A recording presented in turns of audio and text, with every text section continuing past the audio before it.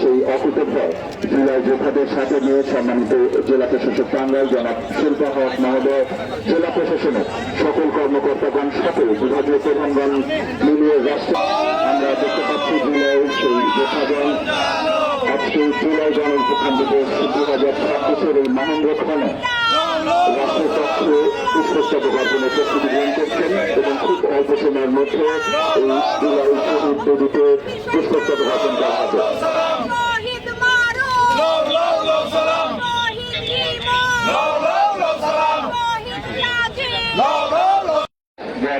distribution company limited Tangail